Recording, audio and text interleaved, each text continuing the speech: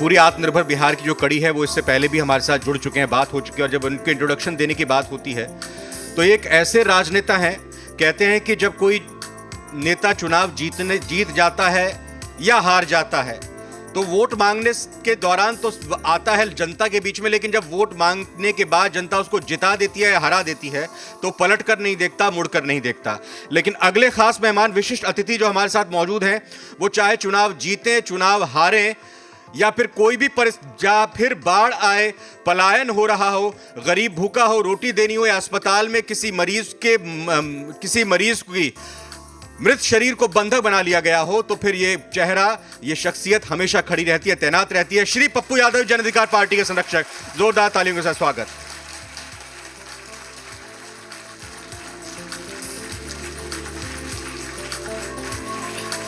Please.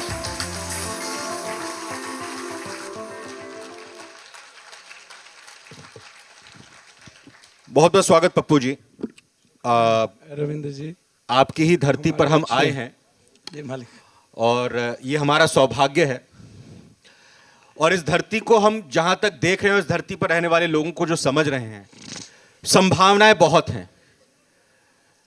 क्या उन संभावनाओं को हासिल किया जा सका है? क्या जो आत्मनिर्भर बिहार की परिकल्पना, आत्मनिर्भर भारत की परिकल्पना की जा रही है, क्या वो संभव दिखती है आपको? देखिए, पहले तो मैं बजट की बात करूंगा। इस बार नीतीश कुमार जी ने 6,372 रुपया बजट को अगले बजट से बढ़ाया। एक भी निवेश और एक भी बिजनेस, बजट को आप देखिएगा तो आपको पता चलेगा बिहार का जो मूल डेवलपमेंट है किस पर है। कृषि, दूसरा पर्यटन। 6,472 लगभग पुरातत्व विभाग के द्वारा नया पुरातत्व को डेवलप करने का था। 1 रुपया भी बजट के इस पर खर्च नहीं दिया गया। फर्स्ट, फैक्ट्री पर 1% रोजगार आधारित है बिहार मात्र। न्यू निवेश के लिए, न्यू फैक्ट्री के लिए मैं कई बार आपके मंच से कह चुका हूं कि आप आत्मनिर्भर बिहार, कई बार हम मंत्री जी से भी आग्रह करेंगे। 41,000 पर कैपिटा इनकम है। सहरसा का 7,672 रुपया एक व्यक्ति का इनकम है सालाना। बिहार को यदि आप होल देखिएगा, मानव संसाधन के डेवलपमेंट के बगैर, मेरा यहाँ पर सीधा है, और उस डेवलपमेंट में सबसे बड़ी भूमिका क्या है?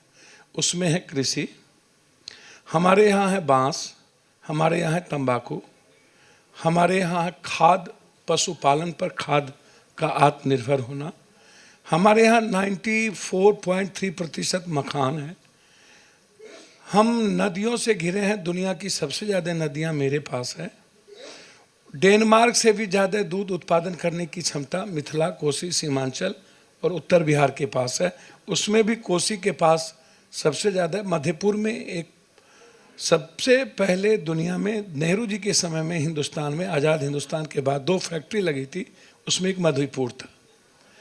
गुजरात, उसी फैक्ट्री से दुनिया का सबसे बड़ा गुजरात को डेवलपमेंट से जाना गया। हमारी मधेपुर की फैक्ट्री आज से 42 साल पहले बंद हो गई, फिर उस पर कोई काम नहीं हुआ। 40% चीनी प्रोडक्ट करते थे हम, भारत को देते थे। आज 18% भी चीनी हम भारत को प्रोडक्ट में नहीं देते। एक भी चीनी मिल, अभी निकट में रीगा चीनी मिल लगभग अभी जस्ट 60 करोड़ में बंद हो गई।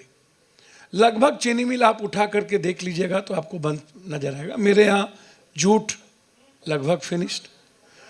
कोसी, बार बार बाढ़ की बातें आती है। 25,000 करोड़ रुपया बाढ़ पर 15 सालों के अंदर खर्च किया है वर्तमान सरकार ने, और 1,23,000 करोड़ रुपया लगभग इंफ्रास्ट्रक्चर पर खर्चा हुआ है बाढ़ के चलते। ये पैसा 25,000 करोड़ 15 सालों के अंदर एंटी इरोजन का काम होता है, फ्लड फाइटिंग का काम होता है, ठेकेदार और नेता। मैं तो बार बार इंक्वायरी की बात उठा रहा हूं। कोसी है, महानंदा है, गंडक है, बलान है, भूती बलान है, कनहर है। हमारे कोसी सीमांचल में 9 नदी है मिथिला को लगा करके। अब आप हमको एक बात बताइए, नदी हमारी ताकत हो सकती है। नदी को यदि हम वाटर को सही तरीके से हम सही कर लें, नहर और कैनाल, छहर और नदियों के गाद को निकालने की व्यवस्था यदि मेरी सरकार, कोई भी सरकार, मैं ना तो वर्तमान सरकार की बात कर रहा हूं ना पूर्वी सरकार की बात कर रहा हूं, नदी ऊपर है, गांव नीचे है। बाढ़ के कारण क्या है? ये प्राकृतिक आपदा नहीं है, ये मानवीय आपदा है। ये नेताओं के द्वारा लाया हुआ प्रायोजित बाढ़ है। ये कोई प्राकृतिक नेचर तो बॉम्बे में भी है, अन्य जगह पर भी है, चेरापूंजी में भी है, बगल में नेपाल है तो नेपाल तो और जगह के लिए भी है। आप इस बात को समझने का पूरा प्रोसेस करिए कि कोसी मेरे लिए वरदान था और आज फरक्का और कोसी मेरे लिए अभिशाप बन गया। वर्तमान मुख्यमंत्री मेरे सामने, वर्तमान प्राइम मिनिस्टर से उन्होंने कई बार कही कि फरक्का के बांध और फरक्का से जो गंगा, सोन और गंगा का जो टचेड है, एक दिन हमारे लिए विनाशकारी बनेगा। आप फरक्का को या तो चौड़ीकरण करिए और गंगा के घाट को फरक्का के माध्यम से समुद्र में आप ले जाइए, और फिर कोसी हो, गंडक हो, जिन नदियों की बात हम करते हैं, उन नदियों के गाद को हम गंगा के द्वारा बाहर करेंगे। एक बार भी इस बजट में भी 30% लगभग, आपको आश्चर्य होगा कि वाटर लॉगिंग है बिहार में, 30% 8 लाख हेक्टेयर जमीन लगभग संचित है जहां कोई खेती नहीं होती है। ये मोती की खेती दुनिया में सबसे पहले बिहार, सितुआ के भीतर सबसे ज्यादा पोखर। अभी वर्तमान सरकार ने 550 करोड़ रुपया सिंचाई पे दिया है। पोखर भी बन सकता है 550 करोड़ पे।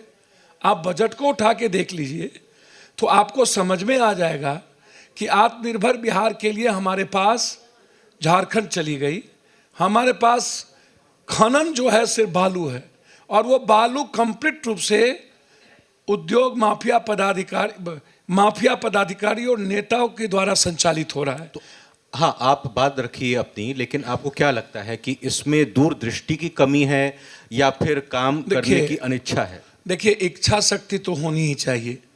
15 साल नीतीश कुमार जी को हुआ, कल उनका 71वां जन्मदिन है। बधाई देंगे? बधाई देता हूं नीतीश जी को, लेकिन इस बधाई के साथ कि 15 सालों से जो आप धृतराष्ट्रों से घिरे हैं, आप महाभारत के संजय से आईना मत देखिए नीतीश जी। मैं चाहता हूं आप नीतीश कुमार जी की जो पारी है एक नई पारी के रूप में हो, जिसमें नीतीश कुमार जी का पहला बजट ही कंप्लीट फेल्योर और कोलैप्स। आप उठा के देख लें, ना तो बाढ़ पे, ना तो पर्यटक पे, ना तो 30% वाटर लॉगिंग पे, ना तो आर्सेनिक पानी पे। 40% नहीं, उत्तर बिहार कंप्लीट रूप से वाल्मीकि नगर से लेकर के समस्तीपुर, सीतामढ़ी, मोतिहारी, शिवहर और इधर कटिहार से लेकर के गंगा का किनारा और सोन का किनारा आप देखिएगा तो सिर्फ 30% सुखाड़ है, 70% बाढ़ है। और उसमें आपको आश्चर्य होगा, पता नहीं कोसी के डेवलपमेंट के बारे में इन लोगों की क्या समझ है, मुझको नहीं पता। एजुकेशन पे मैं बाद में आऊँगा। आर्सेनिक पानी और आयरन पानी, ये जो लोग कैंसर और टीबी या दमा की बात डॉक्टर करते हैं ना, यहाँ पर आपके पास हैजा बीमारी, पलायन पर चर्चा करते हैं, और लोग कहते हैं कि पलायन बाहर में काम के लिए भी जाते हैं। आप एक बात समझिए, कर्नाटक का कोई लोग बाहर क्यों नहीं जाता है, मुंबई का कोई लोग बाहर क्यों नहीं जाता है, केरल का कोई लोग बाहर क्यों नहीं जाता है। आप अन्य स्टेटों का देखिए, हमारा पंजाब के लोग क्यों बाहर नहीं जाते हैं, हम ही 70-80% लोग बाहर क्यों जाते हैं। पलायन का सबसे बड़ा कारण हमारी गरीबी। कोसी में 40% लोगों के पास 1 डिसमिल जमीन नहीं है, और 92.5% लोगों के पास लगभग 1 बीघा से नीचे जमीन है। आपको आश्चर्य होगा कि इकोनॉमी इतना कम है। आप अररिया जाइए 7,000, सहरसा आइए 7,000, आप सुपौल जाइए 8,000, आप कटिहार जाइए 6,000, आप मधेपुरा चले जाइए लगभग 5,000 कुछ। अब आपको आश्चर्य होगा जनाब कि बिहार में जो एक व्यक्ति का इनकम है, जो लोग अभी बात कर रहे थे कि 12,000 हम मोटर सेक्शन में कमाते हैं, जो IMI हम 6,000 देते हैं और 6,000 में अपनी जिंदगी जीते हैं। अब आप हमको बताइए 6,000 रुपये में क्या एक फैमिली, एक व्यक्ति अपने बच्चों के साथ बहुत लाइफ खूब जी तरीके सकता है? से समझाया, संजीदगी के साथ, मैं आंकड़ों के साथ समझाया। शिक्षा के क्षेत्र की भी आपने यहाँ पर बात कही, मैं चाहूंगा कि उसमें क्या स्थिति आज की तारीख में है, आप उस पर भी थोड़ी अपनी बात रखें। पहले तो सब चले गए आपके प्रिंसिपल, यूनिवर्सिटी के लोग, उनको तो बेसिक प्राइमरी स्कूल का ज्ञान नहीं है। आप पहले आप ये समझिए 8,400 लगभग मिडिल स्कूल नहीं है बिहार में, 6,700 हाई स्कूल नहीं है। 15 साल और 15 साल 30 साल के में प्राइमरी और मिडिल और हाई स्कूल पर कोई काम हुआ ही नहीं। ये बात करते हैं, आपको आश्चर्य होगा 40 यूनिवर्सिटी चाहिए बिहार को, और मिनिमम 73 टेक्निकल एजुकेशन के लिए बिहार को कॉलेजेस चाहिए। ठेकेदारी की बात करना अलग है, इसको आप समझ लीजिए। जैसे 5,453 रुपया, 700 करोड़ रुपया PMCH का बजट बढ़ा करके PMCH बनाने की बात, विश्व की सबसे बड़ी बजट बनाने की बात की गई, लेकिन स्वास्थ्य केंद्र की बात नहीं कही गई। प्रोफेसर साहब आपको ये नहीं बताए कि 12 से 14% लोग ही मात्र 12 क्लास पास करता है और उसके बाद बिहार के लोग बैक हो जाते हैं। पहले आप इसको समझिए। 100 में 6% दलित, 7% लगभग अत्यंत पिछड़ा, 9% मुसलमान और 8% OBC का लड़का 12th का पास करता है, उसके बाद बैक हो जाता है। इंटर के बाद पढ़ने की संख्या 0 पे है।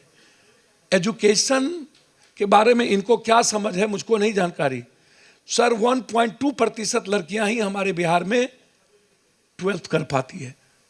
जब बेसिक एजुकेशन की बात करिएगा आप एजुकेशन से रोजगार ढूंढ रहे हैं, ये लोग ढूंढ रहे हैं M.Tech से, B.Tech से। हमको तो आश्चर्य होता है कभी कभी, इस बार आप रोजगार कहां से दीजिएगा? सब कुछ प्राइवेट। अभी भारत सरकार ने क्या कह दिया? भारत सरकार ने कह दिया, देश के प्रधानमंत्री ने, मैं ट्रेन का भाड़ा इसलिए बढ़ा रहा हूं कि लोग सफर ना करें। बारे बा।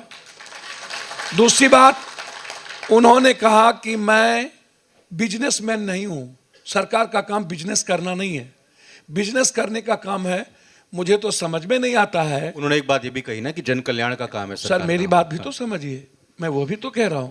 रविंद्र जी, गवर्नमेंट किसी कंट्री का परिवार होता है, और एक परिवार का ख्याल, जब पूरा देश 130 करोड़ हम वोट देते हैं तो हम जिम्मेदारी का एहसास करवाते हैं कि मैं आपका फैमिली हूं।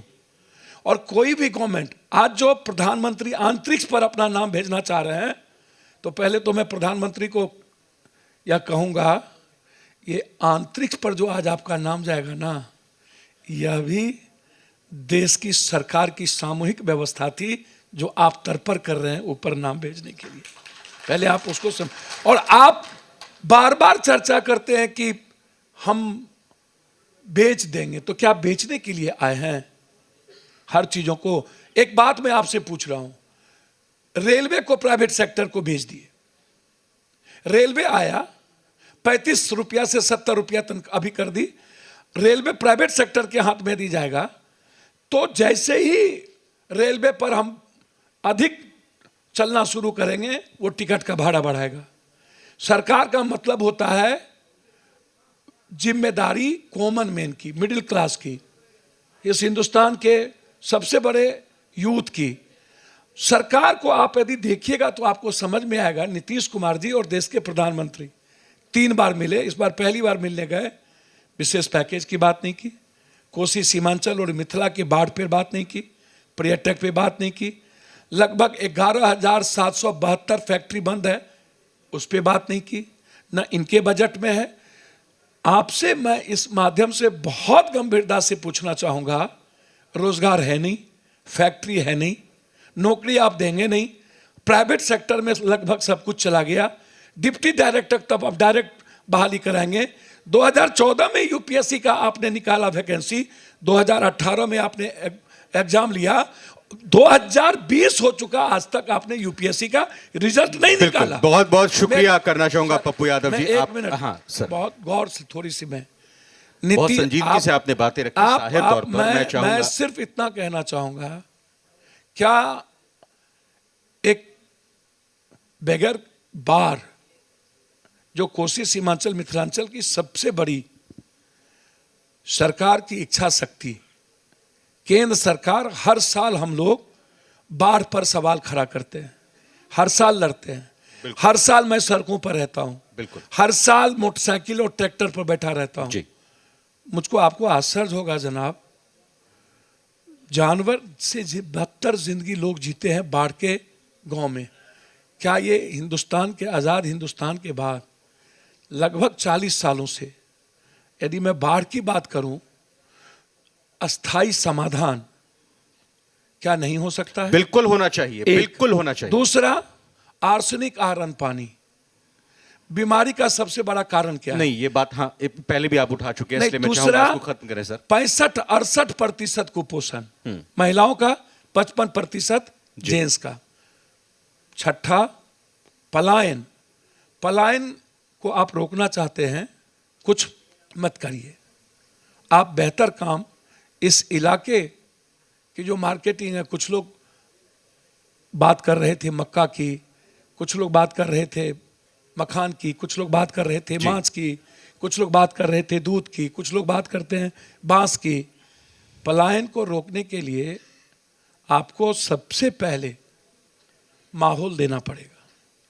सर, जो लोग यहाँ आके बैठे वो व्यक्ति, उन्होंने कहा कि मैं पढ़ाई छोड़ करके काम को शुरुआत की जी। सर, मेरे इलाके में ये माहौल नहीं है कि यदि चपरासी की नौकरी हो, एक मेंटलिटी बन गई है हमको नौकरी करना है, हमको मेहनत करके कमाना नहीं है। यदि इस मेंटलिटी को समाज में यदि हम नहीं निकालेंगे, समाज यदि इस तरह की बातों से रहेगा, बहुत आप बिल्कुल मैं समझ गया पप्पू यादव जी, आपने बहुत संजीदगी से शिक्षा हो, स्वास्थ्य हो या शिक्षा पर तो आप हर चीज पर आपने सर सुनिए ना, शिक्षा पर तो आप बहुत धन्यवाद, शिक्षा पर तो आप चर्चा बंद कर दीजिए जी। 20,000 करोड़ रुपया शिक्षा बाहर बड़ी बात हो चुकी है जी। आप पहले भी मैं कह चुका हूं, आप पटना यूनिवर्सिटी को समाप्त कर दिया गया जी। जनाब, इसको आप समझिए, पटना यूनिवर्सिटी। सर, आप इस पर मैं जाना ही नहीं चाहता। साफ तौर पर मैं फिलहाल बहुत बहुत धन्यवाद देना चाहूंगा पप्पू यादव जी का, और आग्रह करना चाहूंगा Swapnil Sonal, national bureau chief, और साथ ही साथ रजनीश जी, जो कि जी बिहार झारखंड के बिहार ब्यूरो चीफ, आप दोनों का मेरा अभिनंदन। मंच पर मैं आमंत्रित करता हूं कि पप्पू यादव जी को स्मृति चिन्ह भेंट कर, ये मोमेंटो देकर उनको सम्मानित करें, उनको धन्यवाद दें कि वो हमारे कार्यक्रम का हिस्सा बने। बहुत बहुत शुक्रिया।